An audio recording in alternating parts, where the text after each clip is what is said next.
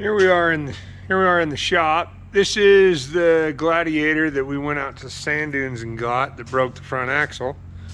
So right here, this is the new Jeeps have this center front axle disconnect is what it's called, a fad.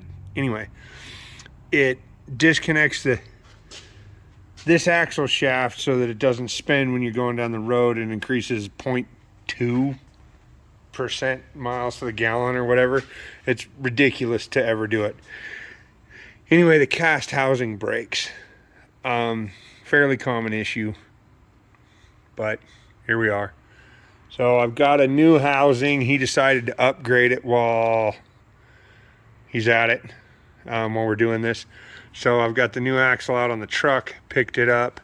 We're gonna get it in, but it's Christmas, so we'll get this in later. But I wanted to get some video, everything. We're re-gearing it while we're at it because he stepped up tire size and figured now's the time to do it. So we're doing a re-gear on it. And yeah. So, you guys wanted to see some of the shop work and what we're doing. Doing a new axle swap on that one over there. Let me see how far along we are. Yeah, this axle exploded and broke the center section, shot a gear out the side, so doing a new housing there. So yeah, ready to get gears and everything in there. And then of course got the old new whatever project working on. Got a little bit done on this. I've got the winch bumper in place on the front. I'm trying to decide what winch I'm going with up here. Kind of kicked around an 8274, the old school Warren, the tall one. We'll see. But got the old fashioned spotlight installed on the A-pillar here, just because I knew somebody that had a brand new one in the box. So why not, you know? Anyway, got the toolboxes mounted. I had to get them to clear here. I had to scoot them back, and in order to get that to clear, I had to notch out the toolboxes a little bit. But it doesn't hang off super bad. I thought about cutting the bed down here and setting them down in it, but that's a lot of work for something I don't know if I'm gonna like when it comes time to using it. So it was easier to modify the toolbox and keep the bed the way it is. I've got some lights in here, turn signals. I went round on these because I've got these that are, the LEDs on these are round. They have the reflective square, but they're round right here. So I thought that would kind of keep everything going. I've got the 3 LEDs in the middle there.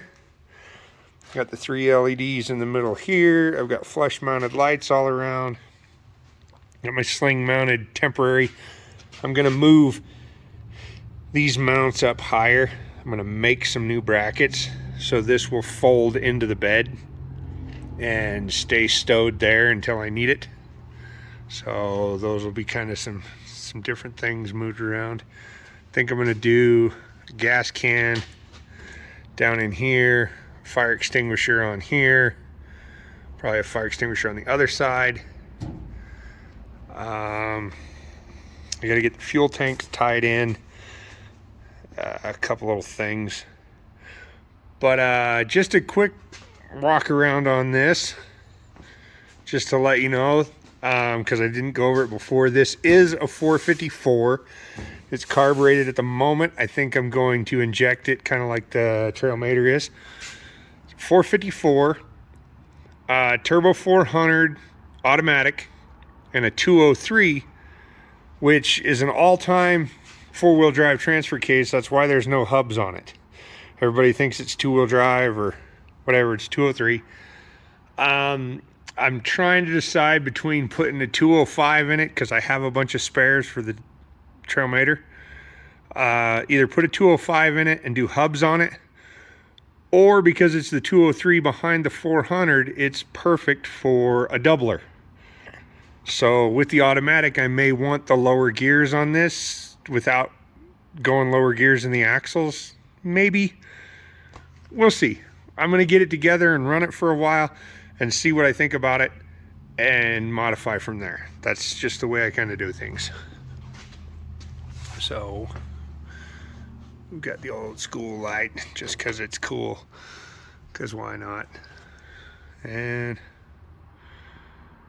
got to get everything done. I'm going to do like I think I'm going to do a switch panel up here that'll turn on all the lights and everything. I've got those LEDs on the back bumper. I'm going to do some more of the flush mounted LEDs in the front bumper here. Yeah. So little by little. It's such a clean old truck. It's just fun. Of course, it's got the bent hood that they always do because of the way too stout of springs on there. Anyway,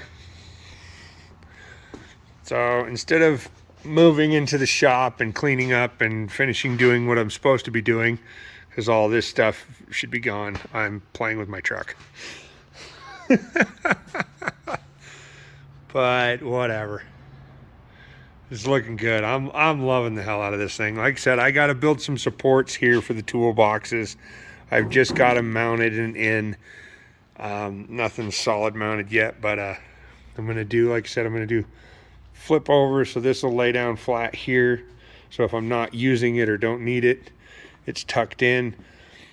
I'm going to do some mounts in here, probably for like tire chains, shovel racks, all that stuff. It's going to get tooled out pretty well. But there we are. Here we are.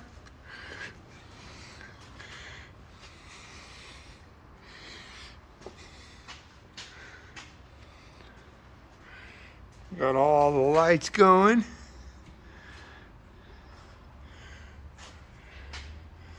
All the turn signals and tail lights. And even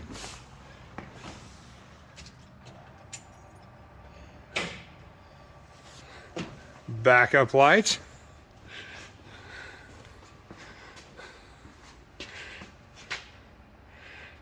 There we go.